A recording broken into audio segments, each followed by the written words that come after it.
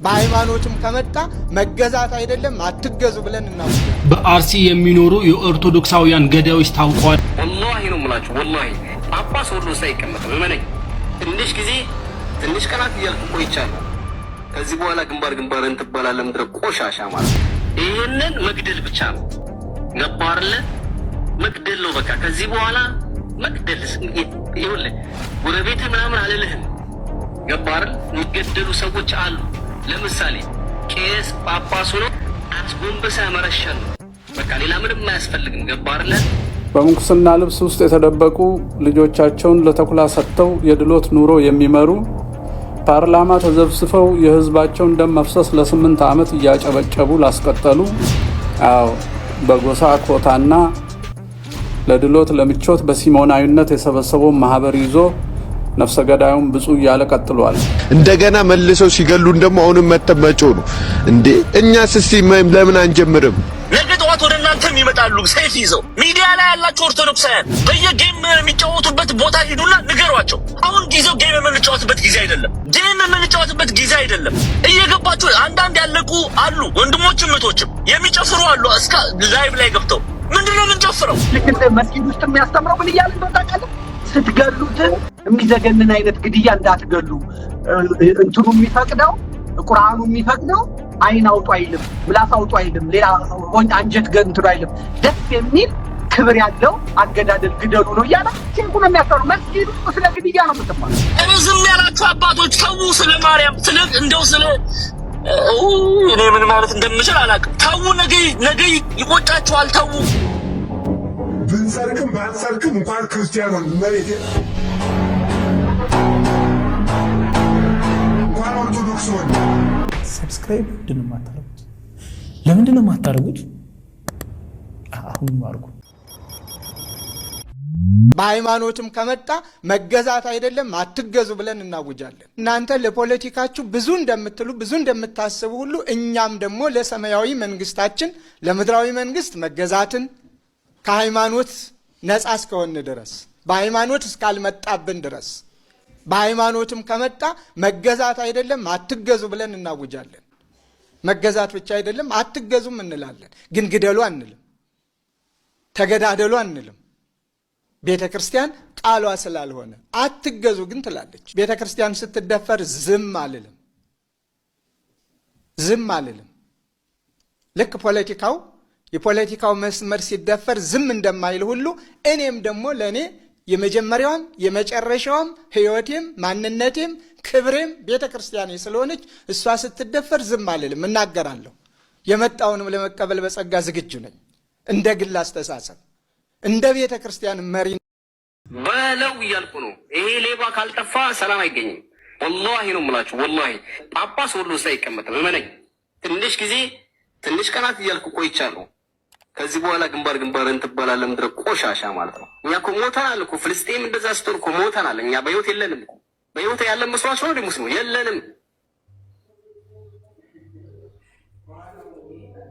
የለንም። አንድ የሚያሳዝኑ በድፍን አይምሮ ካላነጻጸርኩ ትላለች። ከዛ በኋላ ተጠምጥማ ቁጭ ብላ ካሜራውን ከፍታ እንደዚህ ብሎ እንትና ኢየሱስ ሰው ነው ምናምን። ሰው መሆኑ መች ጠፋቸው? ሰው መሆኑ መች ረሱት? አሁን የዛ ጊዜ ነው። በዛ ቁጭ ብሎ የመን ላይ እንደዚህ ተፈጠረ፣ የመን እንደዚህ ይላል አሉ። ይሄ የሶሻል ሚዲያ ያልተከታይ የሚያስጨንቃቸው መድረክ ቀዘና ማለት ከነሱ የማይሻሉ መድረክ ቦርኮ ሚዲያ ላይ አንድ ቀን ነው የሚሆን። እዚህ ዓለም ላይ ምንድን ነው ትዝታችን ታዲያ? በአላህ መንገድ ላይ አደላለ ገባርን ጂሃድ ማለት የግዴታ ሙስሊም ያለበት ሀገር ላይ ብቻ ሙስሊም ላው ክርስቲያኑ መቅጠም አለበት እንዴ? እንደኔ ጃር ነው ያለው። ታውቁታላችሁ። ሰውን ለማስለም 4 አይደለም 10 15 የሚሆኑ ፌመስ ሰዎች አሉ። በአመት ውስጥ እንኳን 3 ሰው አያሰልም ወይንም ማነው 30 ሰው አያሰልም። በአመት ቢያንስ አንድ ግሩፕ እንፈጥራለን። በዛ ግሩፕ ውስጥ ስራ እንሰራለን። የምንሰራው ታጥቆ ጫካው ሰልጥኖ በቃ ምናምን ጂሃድ አይደለም። ገባው አይደለ? በየአካባቢው አባቶችን በሙሉ እንገላቸዋለን። ከዚህ በኋላ እንገላቸዋለን። አንድ ቤተክርስቲያን እናቃጥላለን። ለዛውም ከፍተኛ የሆነ ታሪክ አለው የሚባልን ቤተክርስቲያን እናጋየዋለን። 4 ነጥብ የትም ቦታ ላይ የምናደርገው። በነገራችን ላይ ይህን ነገር አስረግጬ ነው የምነግራችሁ። መጀመር መቻል አለብን። ለመጀመር ደግሞ ብዙም ነገር አያስፈልግም፣ መደራጀት ነው በውስጥ። እንዴት እነግራችኋለሁ፣ ችግር የለውም፣ በጣም ቀላል ነው።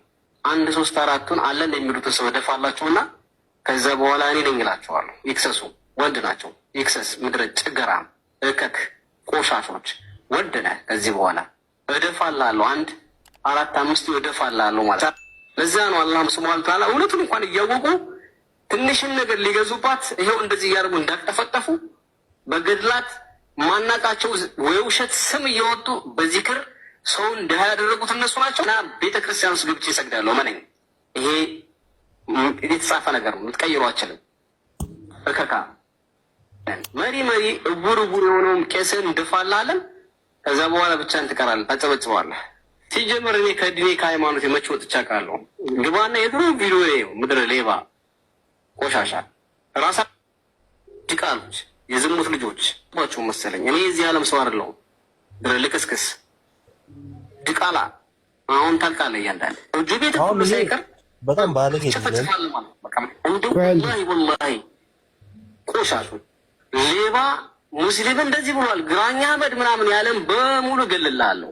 አዎ ግራኝ አህመድ ሳይሆን ግራኝ መብረቁ ነው የምሆንበት። ጠብቅ፣ መግደል እንጀምራለን። የምንገለው ማንን ነው? ከሃይማኖት አባት ጀምሮ ያ አሁን በዚህ ሳምንት አካባቢ እንኳን ንጽጽር የሚሰሩ ልጆች ጋር መጥቶ ሲመለጋገስ ነበረ። ያ ኡስታዞቹ ባላለው በየተራ ያኔ ደግሞ ታያለህ። ጥቁር ለባሽ የሆኑ ቡዶች ማለት ነው። እነሱ ይለጠለጣሉ። የሃይማኖት አባትን እየወሰድኩ ደፋላለሁ። አዎ እንደፈዋለን፣ ወላሂ እንደፈዋለን። ድፉ ይኸውላችሁ፣ ገጇቸውን እፖስትላችኋል። ከዛ በኋላ እየጠበቅ መድፋት ነው። ሁሉም የትም ቦታ ላይ ሰዎች አሉ። 5 ሰው በቂ ነው። 5 ሰው 50 ሺህ ብር ኪሱ ላይ ካስገባለት ራሱን ያጠፋል። ምን ነው ጊዜው አልገባቸውም መሰለኝ። ምድረ ደንቆሮ ጫካ ገብቶ እንጓጋ ብለው እንደዛ መስሏል። ውጊያ አይደለ ፋራ። አሁን በኋላ አሳያለሁ። እናንተም ማግኘት ቀላል ነው። ጠጅ ቤት ማግኘት ቀላል ነው። አረቄ ቤት ይገኛሉ፣ ጥንቆላ ቤት ይገኛሉ። ምንም አትገኙበት ቦታ የለም። ወላሂ በግልጽ ነው የምለው። እኔ መብረቁ እኮ ነኝ። ማንን እፈራለሁ? ወይ ሞት ነው ወይ እስር ቤት ነው። ከዛ ውጭ ምን ይመጣል ሌላ? አልሐምዱሊላህ የትም አላገኘው በዚህ ዘመን። ስማቸውን አሳድገው አላህ እያሉ ከሚያስመስሉት በግልጽ ተናግሬ እኖራለሁ። ምን አባቱ ይነካኛል? ይህንን መግደል ብቻ ነው። ገባህ አይደለ? መግደል ነው በቃ። ከዚህ በኋላ መግደል ይኸውልህ፣ ጎረቤትህ ምናምን አልልህም። ገባህ አይደል? የሚገደሉ ሰዎች አሉ። ለምሳሌ ቄስ ጳጳሱ ነው አስጎንበሰህ መረሸን ነው በቃ። ሌላ ምንም አያስፈልግም። ገባህ አይደለ? ደግሞም ይቻላል። በቃ አለቀ። መጀመሪያ መታጠብ ልመድ። ቆሻሻ ቤተክርስቲያን ውስጥ ገብተህ የሰጡት ከማሸት ማለት ነው። መጀመሪያ ጥንቆላ ድግምት ከመስራት መጀመሪያ ንጹህ መሆን ልመድ። ቢማታም ጠላ ቤት ለጠላ ቤት ከምዞር ማለት ነው። ድሮም ሰካራም ቤት አይሰራም። አሁን እናንተ መግደል ነው፣ ሌላ ምንም አማራጭ የለውም።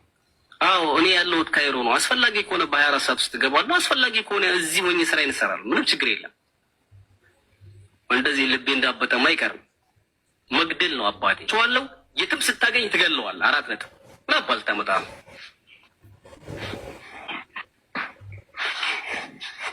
ምን አባል ታመጣ ነው? የትኛው ጳጳስ፣ የትኛው መሪ፣ የሃይማኖት የትኛው ደፍተራ? አብዛኞቻችሁ እኔ ከማምጣቴ በፊት እናንተም ታውቋቸዋላችሁ። አሁን እነሱ ላይ ታርጌት አድርገን በጥይት ግንባሩን እየደፋህ እስኪያስመልሰው ድረስ እንደዛ ማድረግ ነው። አሁን ሴራ ምን እንደሆነ አሳያለሁ። አሁን ልክ ትገባለህ። እያንዳንድህ አሳያለሁ። ጠብቅ። በአቅማችን እኛ መቼም ቢሆን ዝግጁ ነን። ገባና? ለእኛ 1 ወር በቂ ነች። 1 ወር ወላሂ አሳይ ነበር። እያንዳንድ ማለት እዚህ ቁጭ ብዬ መብረቁ ማን ነው የሚባለውን ነገር አሳይ ነበር። አሳይ ነበር። ይኸውልህ እኔ ማለት የተጫረ ክብሪት ነው ብያለሁ። ምድረ እንጨታም ማለት ነው። አሁን ቻለው እንግዲህ ዓለም ላይ ያለ ሁሉም ዓለም ላይ ያለ ሁሉም ሙስሊም ውጭ ያለን ከፈለኩ ረክታለሁ። እኔ በጣም ጀግና ነኝ። ሄደህ ትከሳለህ። አናት ላይ ነው ሰባብረው። ይሄ 44 ይሄ የጥንቆላ ቤተክርስቲያንን ማለት ነው። ጠንቋይ እከክ አሳያለሁ። ጠብቅ። ሰይፍ ሊኖረን ይገባል። ቅዱስ ሚካኤል ሰይፍ አለው፣ ቅዱስ ገብርኤል ሰይፍ አለው። ጸሎት ይበጃል የምትሉ እረፉ።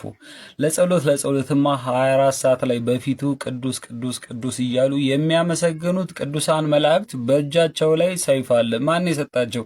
እግዚአብሔር ፈጥሮ የሰጣቸው ሰይፍ ይዘዋል። ሰይፍ የሚያስፈልግበት ሰዓት ላይ ሰይፍ እንዲጠቀሙ። እናም ደግሞ ቅዱስ ዳዊት በገና እየደረደረ ወንጭፍ ነበረው። ቅዱስ ዳዊት መዝሙሩን እየጻፈ ሰይፍ ነበረው። በእግዚአብሔር ትእዛዝ ወደ ሰልፍ የወጣው ጌዲዮን በእጁ ሰይፍ ነበረው እንጂ ባዶ እጁን አልወጣም። በእግዚአብሔር አጋዥነት ሺውን የጣለው ሶምሶን በእጁ ላይ የአህያ መንጋጋ ነበረው እንጂ ባዶ እጁን አልወጣም። እና እግዚአብሔር ራስን ለመጠበቅ መብትን ለማስከበር እነዚህ ቅዱሳን ነቢያት እንዳደረጉት ሁሉ እንዳሳየን እነሱም ምሳሌ አድርገን በእጃችን ላይ ራሳችንን የምንጠብቅበት ነገር ሊኖረን ይገባል። ሰላሙን ብንጮ ነው ከሳምንት በኋላ ሁሉ ነገር እንረሳዋለን። እንደገና መልሰው ሲገሉን ደግሞ አሁንም መተመጮ ነው እንዴ? እኛስ እስቲ ለምን አንጀምርም? እንዴ አጠገባችን ካሉ አሉ እኮ በሞታቸው የሚዘባበቱ አሉ እኮ እናገኛቸዋለን እኮ። ከነሱ መጀመር መቻል አለብን።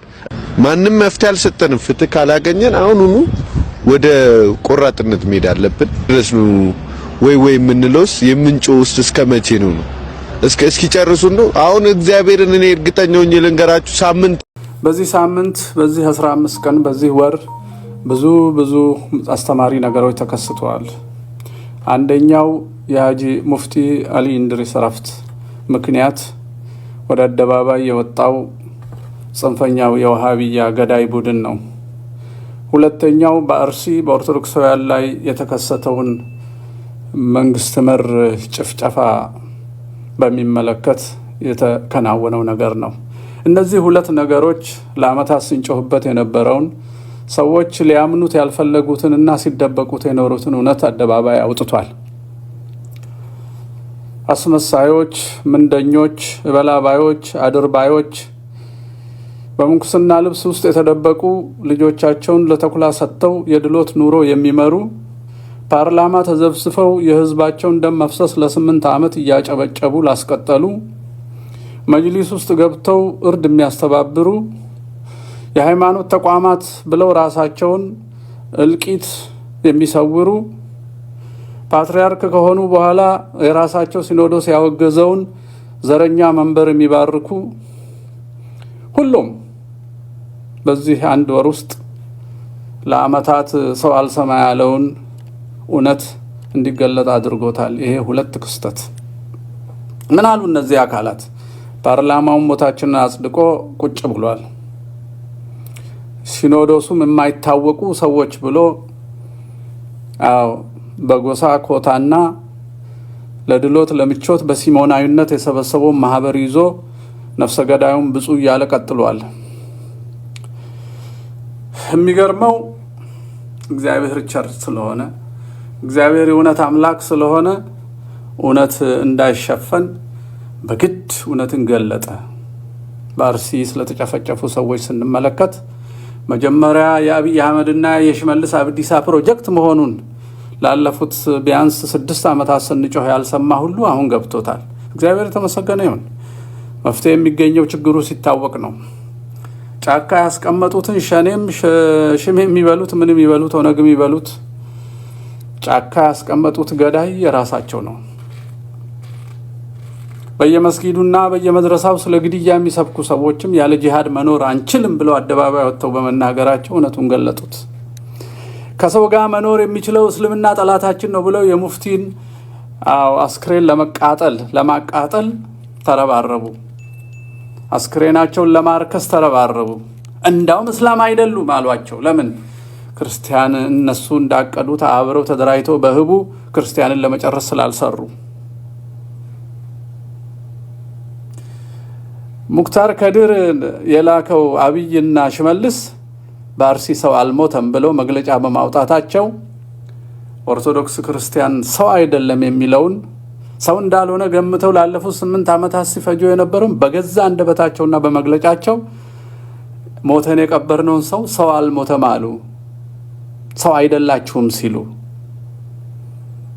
ይሄንን የሚሸፍኑ የቤተ ክህነቶቹ መግለጫ አውጪዎች ደግሞ ባልታወቁ ሰዎች ተገደሉ ብለው ሰው አይደላችሁም ያለንን መንግስት ደገፉ። ገዳዮቻችንን አውቀናቸዋል። ይህ ወር የመገለጥ ወር ነው። አስተርእዮ ነው ላልተገለጠላችሁ ብዙዎቻችን 7 ዓመት አልፎናል። ይሄ ከተገለጠልን ተገልጦልን ከተናገርን ቪዲዮዎቻችንን፣ ፌስቡኮቻችንን፣ መልእክቶቻችን ሁሉ ወደ ኋላ ሂዱና እዩ። በመዋ ተዋህዶ 7ቱ ጥያቄዎች የተገለጠውን 7ቱን ጥያቄዎች እዩ። ይህ እልቂት መዋቅራዊ ርዕዮታዊና መንግስታዊ ስለሆነ በህገ መንግስት የተጻፈ ስለሆነ በክልሎች ፖሊሲ የጸደቀ ስለሆነ ይሰረዝልን። በሐሰት ትርክትና በክፉ ርዕዮት ላይ የተመሰረተ ስለሆነ ይታረምልን። የተፈናቀሉ ይመለሱ፣ የተጎዱ ይካሱ፣ ያፈናቀሉ የጎዱ ይከሰሱ ነበር ያልነው። ያን ጊዜ እነ ብፁዕ አቡነ አብርሃም ዘባህር ዳር ሞዓ ማን ነው? ሞዓ ምንድን ነው? አናውቀውም ነበር ያሉን።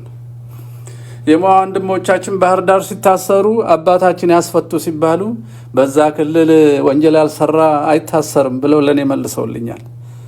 ብፁዕ አባታችን ወንጀል ያልሰራ የማይታሰርበት ክልል ነው የሚኖሩት። ይሄ ሁሉ የሚጨፈጨፈው አማራ ወንጀል ስለሰራ ነው በአባታችን አስተሳሰብ ማለት ነው። ወንጀል ያልሰራ ሰው በዛ ክልል አይታሰርም፣ ተመርምረው ይለቀቃሉ ነበር ያሉ። እነሰማ ጥሩነህ ወንድሞቻችንን አፍሰው ሲያስሩ በአብይ ትእዛዝ ፍትህ ነው ብለውናል ጳጳሱ። የእግዚአብሔር ፍትህ ምን አይነት ፍትህ ይሆን? አንዱ ፍትህ ጀምሯል፣ ሁሉም እየተገለጠ ነው። ምዕመናንና ካህናት ሞታችሁን ስደታችሁን ዋጋ ሰጥቶት የሚያዝን አባት የለም፣ አልታየም። እንዳውም ቤተክርስቲያንን የሚበትኑ ሰውን በዘር የሚከፋፍሉትን የሚባርክ ፓትርያርክም አየን። ከፋፋይ ላለማውገዝ የተጨነቁ ጳጳሳትንም አየን። ወሊሶ ሄደው የሐሰት ሲኖዶስ ፈጥረው 50 ሰው በአንድ ቀን አሳርደው 400 አስቆስለው ከ1000 በላይ አሳደው ተመልሰው ብፁዕ የተባሉ መሳያቸውን ለመምረጥ የኮሚቴ ሰብሳቢ የሆኑ ሰዎች አየን። ይሄ ሁሉ ከእንቅልፍ አላስነሳ አለን። ይሄ ሳምንት ግን ድንቅ ሳምንት ነው። ቁጥር 1 ገዳያችን እና አስተባባሪው አብይ አህመድና ሽመልስ አብዲሳ መዋቅር ነው። ሰዎች ወቁት ይሄንን። ሁለተኛው እጅ ሆኖ የሚሰራው ጽንፈኛው ዋሃብያ ነው። ሸኔ በሉት ምንም በሉት እዛ ስር ተደብቆ ሁሉን ነገር የሚሰራው። ሶስተኛው ፖለቲካው የኦነግ ፖለቲካ የፈጠረው ኦሮሙማ ነው። ኦሮሙማ ከእስልምናም ከክርስትናም ይበልጣል የተባለለት በሽመልስ አብዲሳ አንደበት። አራተኛ የጀርመን ናዚ ያኔ አይሁድን ለመጨረስ የፈጠረው የጀርመን ክርስቲያኒቲ የሚባለውና በግንቢ ሆስፒታል ውስጥ ተፈልፍሎ ኦነግን የወለደው ጽንፈኛው ኩሽና ሴም ብሎ የሚተርከው ፕሮቴስታንት ነው።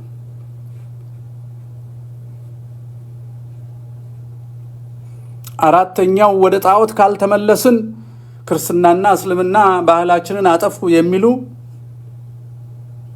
እና አሰፋ ጃለታ፣ የነገመቹ መገርሳ፣ የነ መረራ ጉዲና እነዚህ ሁሉ ሃይማኖታቸውን ክደው እውነትን ክደው ታሪክን በ150 ቀምረው የሺውን ዓመት ታሪክ ደምስሰው ከ150 ወዲህ ቂም በሐሰት ፈልፍለው ከዛ በፊት የተሰሩ ወንጀሎችን ሁሉ ቀብረው ከዛ በፊት ያለቀው ሰው ዋጋ እንደሌለው አድርገው እነ ጎበናን ተሳድበው አንድነትን አሃዳዊነት ነው ብለው አርክሰው ተዋህዶና እኩል ሆኖ ቤተሰብ ሆኖ መኖርን እንደ ነውር አስቆጥረው ደም ማፍሰስን፣ ጽንስ ሸልቅቆ ማውጣትን፣ አይን መጎልጎልን፣ ኩላሊት አውጥቶ መብላትን፣ በእሳት ማቃጠልን፣ ሰው ማፈናቀልን፣ ሰው ማስነወርን፣ ቤተክርስቲያን ማፍረስን እንደ ዕውቀት እንደ ትልቅነት የቆጠሩ ፕሮፌሰር ዶክተር የተባሉ በውጪ ጠላት የተላኩ በኦሮሞ ሕዝብ ስም የሚነግዱ አይምሯቸው የተቀሰፉ ምሁራን ናቸው። ጠላታችንን በዝርዝር ካወቅን የውጭ ደጋፊዎቻቸውን ትተን ማለት ነው ከኤሚሬት ጀምሮ እስከ ቱርክ የተዘረጋውን ከምዕራብ እስከ ምስራቅ ያለውን ትተን በሀገራችን ያለውን ማሸነፍ ከፈለግን ክርስቲያኖች ማልቀስ እናቁም እና ምን እናርግ? ለእግዚአብሔር እንደሚገባ ንስሐ እንግባ። ወደ ሰው እናልቅስ፣ ወደ እግዚአብሔር እናልቅስ። እንሰብሰብ፣ እንደ ባለ አእምሮ እንደራጅ። አባቶቻችን ታቦት ይዘው እንደተዋጉት እግዚአብሔርን ይዘን እንዋጋ። እያንዳንዱ ሰው ያለ ምክንያት እንዳይሞት፣ ገዳዩን ገሎ ይሞት፣ ገዳዩን ተከላክሎ ይሞት፣ ሐሰትን ረቶ ይሞት፣ የውሸት ትርክትን ረቶ ይሞት፣ ክፉ ርዮትን መስክሮበት ይሞት። የተልፈሰፈሰና ያለቀሰ የሚያልቅ ክርስቲያን የለም። የኢራቅን፣ የሶሪያን፣ ሌሎቹንም ክርስቲያኖች አስቡ። ወደዛ ምን አራቀን? ካሌብን አስቡ፣ ሚኒሊክን አስቡ፣ ሌሎችም ቅዱሳን አባቶቻችንን አስቡ፣ አቡነ ጴጥሮስን አስቡ። ዛሬ ያሉትም ምንደኞች እያሰባችሁ ልባችሁ እንዳይሰበር። እግዚአብሔር ከኛ ጋር ነው። ዝግጅት ከሰው ፍጻሜው ከእግዚአብሔር። ሰራዊት የጌዲዮን ኃይል እግዚአብሔር ነው። እንስራ። አንተም ነው ምንጮህ፣ ለምትሰድቡንም ነው ምንጮህ። ነገ ጠዋት ወደ እናንተም ይመጣሉ ሰይፍ ይዘው። ሚዲያ ላይ ያላችሁ ኦርቶዶክሳውያን በየጌም የሚጫወቱበት ቦታ ሂዱና ንገሯቸው። አሁን ጊዜው ጌም የምንጫወትበት ጊዜ አይደለም። ጌም የምንጫወትበት ጊዜ አይደለም። እየገባችሁ አንዳንድ ያለቁ አሉ ወንድሞችም እህቶችም የሚጨፍሩ አሉ። እስከ ላይቭ ላይ ገብተው ምንድነው የምንጨፍረው? ደረታችንን የምንደቃበት ጊዜ ነው እኮ አሁን። የምናለቅስበት ጊዜ ነው። ወዮ የምንልበት ጊዜ ነው እንዴ! እኔ ጸግሽ በቴሌግራም ላይ ለቀቀውን አይታችኋል እንዴ? እንደው እሱ ቪዲዮ ሲሰራ ውስጣችሁ ትንሽ ጠንካራ የሆናችሁ ሰዎች ሂዱና እዩ ብሎ ነው። ያ እኮ የኔ እህት እኮ ናት። ያ የታረደችው የታረደው እኮ የኔ ወንድም ነው እንዴ! ህፃኑ ልጅ እኮ እግሩ የተቆረጠው እኮ የእናንተ ልጅ እኮ ነው። በክርስቶስ ክርስቲያን ወንድማችን፣ እናት አባት ልጆቻችን ናቸው። እንዴት ግን ተኛችሁ? ግን አባቶች እውነት እኔ እውነት ታውቃላችሁ፣ ብዙዎች ታውቁኛላችሁ፣ ስሜታዊ ሰው አይደለም። ግን በጣም ውስጤ ተረብሿል። በቃ ዝም ያላችሁ አባቶች በቃ አላስችል ይለኛል። በቃ በጣም ውስጤ እየተረበሸ ተመልሼ ደግሞ ወደ አባቶች ሄዳለሁ። ምክንያቱም በቃ እንዴት ተኛችሁ? እንዴት ዝም አላችሁ? እንዴት አስቻላችሁ? አንዳንዶች እንዴት ታስተባብላላችሁ? እንዴት ነገ አሁን እናንተ ናችሁ ወጣችሁ ምትና ይሄ ዘመን ያልፋል እኮ። ይሄ ዘመን ያልፍና ነገ መጣችሁ እንዲያው ልጆቻችን እቺን ደብር እስቲ እናሰራ ልትሉ ነው። እኛ እኮ ለእናንተም ከማሰብ እኮ ነው እንዴ። ህዝቡ እኮ አውጥቶ እኮ ሊጠላ ህዝቡ በቃ እኔ እንዲያው ድፍረት እንዳይሆንብኝ አንዳንድ ቃላት ስጠቀም በጣም መጠንቀቅ ስላለብኝ ነው እንጂ በህዝቡ ዘንድ እኮ ያላችሁ ቦታ እኮ እያጣችሁ ነው። አባቶች ኧረ ተው። የህንድ ቤተክርስቲያን ድምጽ እየሆነ ነው። እነ ፋዘር ጊዮርጊስ የግብጽ ቤተክርስቲያን ድምጽ እየሆኑ ነው። እህቶች ወንድ ኢቭን አንዳንድ መልካም የሆኑ ፕሮቴስታንቶች ድምጽ እየሆኑ ነው። ፕሮፋይል እየቀየሩ ከጎናችን እየቆሙ ነው። እኔ ዝም ያላችሁ አባቶች ተው። ስለ ማርያም ስለ እኔ ምን ማለት እንደምችል አላውቅም። ተው። ነገ ይቆጫችኋል። ተው። ህዝቡ ውስጡ ለእናንተ ያለውን ክብር አውጥቶ ከጣለ በኋላ ቦታም አይሰጣችሁም። አሁን ቶሎኑ ተውኑ፣ ከኛ ጋር ህብረት አድርጉ እባካችሁን፣ እንለምናችሁ እባካችሁን። ባሰሩት ማዕተብ በተዋህዶ ሃይማኖታቸው ምክንያት የሚጨፈጨፉ ኦርቶዶክሳውያን ላይ የመንጋው ጠባቂ አባቶች ጀርባቸውን ባዞሩባቸው በዚህ ሰዓት ዘፈን የምትሰሙ ዛሬ ልደቴ ነው እንዲህ ነው እያላችሁ የተለያየ የግል ህይወታችሁን እዚህ ጋር እየመጣችሁ የምትለጥፉ ኦርቶዶክሳውያን እንደው እግዚአብሔርን ባትፈሩ ሰው ምን ይለኛል ብላችሁ ለተዋህዶ ለኦርቶዶክስ ልጆች እንቁምላቸው። ሁላችሁም ፕሮፋይል በማድረግ አጀንዳችንን አንድ በማድረግ ለኦርቶዶክሳውያን ድምፅ እንሆናቸው። አሁንም ድረስ ጭፍጨፋው፣ አሁንም ድረስ የተዋህዶ ልጆች ሞታቸው አልቆመም። የታገቱት እንኳን እየተገደሉ ሬሳ ለቤተሰቦቻቸው እየተላከላቸው ነው ያለው። እባካችሁ ሁላችሁም ፕሮፋይላችሁን በመቀየር ድምፅ እንሆናቸው። ወኔው የሞተ የተሰለበ ሁሉን ነገር በእግዚአብሔር እያሳበበ አየህሉ ታተና ሲሉ በስተን አለ እንዴት ትበዛለህ? ከአንድ ቤተሰብ 8 ሰው ነው የተገደለው። ቀሲስ ከአንድ ቤተሰብ 8 ሰው ነው የተገደለው። እንዴት ነው የሚበዛው? በአንድ ሳምንት 48 ሰው ነው የሞተው። እንዴት ነው የሚበዛው? በሁለት ዓመት ጦርነት 1 ሚሊዮን ትግሬ እስካሁን የአማራ አልተቆጠረም። ምናልባት 5-6 ሚሊዮን አማራ ሞቷል። እስካሁን ገለውታል፣ አልተቆጠረም። እንዴት ነው የምትበዛው? እነሱ 4 ሚስት ያገባሉ፣ 6 ሚስት ያገባሉ፣ 40-50 ይወልዳሉ። እነሱ ይበዛሉ። ገዳይ እየበዛ ሟች እያነሰ ነው የሚሄደው። እውነቱ ይሄ ነው። በኢኮኖሚ ጠንካራ ናቸው። ሱቁ የነሱ ነው፣ ዳቦ ቤቱ የነሱ ነው፣ ገቢው የነሱ ነው። ባንክ ከፍቷል። አሁን ትልቁ ነገር ደግሞ ባንክ ከፍቷል። አብይ አህመድ ባንክ ከፍቶላቸዋል። የእስልምና ባንክ ብዙ ነው። እውነቱን ነገር የእስልምና ባንክ ብዙ ነው። የላትም። ቆይ ልነግርህ ልጨርሻለሁ። የላትም። ስለዚህ መኒ ላውንደሪንግ ይሰራል። አረቦቹ ብር ቢልኩ ምን ቢል ማን ያለው ባንኩን የበላይኛው እነሱ ናቸው፣ የበታችኛው እነሱ ናቸው። ሰይፉ ገብቶ ተቀምጧል። በየመስጊዱ ስር ስልጠና ነው። ይኸውና እንዴት አንድ አሁን ብታሰማና እንደው ቪዲዮ አልክም ብዬ ነው እንጂ አንድ ምልክት መስጊድ ውስጥ የሚያስተምረው ምን እያለ እንደው ታውቃለህ? ስትገሉት የሚዘገንን አይነት ግድያ እንዳትገሉ እንትኑ የሚፈቅደው ቁርአኑ የሚፈቅደው አይን አውጡ አይልም፣ ምላስ አውጡ አይልም፣ ሌላ አንጀት ገንትሩ አይልም። ደስ የሚል ክብር ያለው አገዳደል ግደሉ ነው እያለ ሴንኩ ነው የሚያስተምረው። መስጊድ ውስጥ ስለ ግድያ ነው የምትማር። ታይተዋል። በአደባባይ ደሴ ላይ ያሉትን የገብርኤልን ቤተክርስቲያን ለምንድነው የምናቃጥለው? እሱን አንነካውም። ሰውን የሚሆነው ምን አድርገን እሱን መስጊድ ነው የምናደርገው እኮ ብለው በአደባባይ የሚነግሩ ተነግረዋል። ተነክተዋል። አልተነኩም። የሚመጣው ለማንኛውም ስማ ይጨርሻል። መዘጋጀት ያስፈልጋል። መሰባሰብ ያስፈልጋል። መደራጀት ያስፈልጋል። እንዴት የሚለውን ራሳችሁ ሚስት ስታገቡ እንዴት ግብረ ስጋ ግንኙነት እንደምታደርጉ እንዴት ልጅ እንደምትወልዱ ያስተማረ ሰው የለም። ያለ ማንም ያስተማረ ሰው የለም። እየሞትክ ነው። ከሞት ለመዳን እንዴት ጀግና ውለድ፣ አምጠህ ጀግና ውለድ። ይሄ የሚቆመው በነፍጥ ብቻ ነው። የምትከበረው በኃይል ብቻ ነው። ገዳይህን ሳይገል በፊት ገድለ ስትጥለው ብቻ ነው የምታሸንፈው። ይሄ እኔ ዘመዴ እይታ ነው፣ ምልከታ ነው፣ አቋም ነው። ወስብሐት ለእግዚአብሔር። በአርሲ የሚኖሩ የኦርቶዶክሳውያን ገዳዮች ታውቀዋል ማለት ነው። አሁን ላይ ቪዲዮውን አስደምጣችኋለሁ ማለት ነው። ጋይስ ሁላችሁም ይህንን ቪዲዮ ኮፒ ሊንክ፣ ሪፖስት፣ ሼር አድርጉ። እስካሁን ድረስ እናቴ አርሲ ነው የምትኖረውና እስካሁን ድረስ ስልኳ እየሰራልኝ አይደለም። ምናልባት ህይወቷም አልፎ ሊሆን ይችላል። ፈጣሪ ነው የሚያውቀው። ፈጣሪ ቅን መልካሙን ዜና እንዲያሰማን ሁላችሁም እንድትጸልዩልኝ ስል በልዑል እግዚአብሔር ስም ጠይቃችኋለሁ። ነገር ግን እንዴት እንደምበቀል አብረን የምናየው ይሆናል። ተከታተሉ። መድኃኒዓለም ነው። በአሩሲ ድጋሜ 9 ሰዎች ተገድለዋል። ገዳዮቻችን ደግሞ ዋብያ የሚባሉ ናቸው። ኦርቶዶክስ ጠል ዋብያ የሚባሉ እስልምና እምነት ተከታይ ናቸው። ከአበሻ እዛ የሚለዩ አሉ። እነሱ ናቸው እየገደሉ ያሉ ማለት ነው።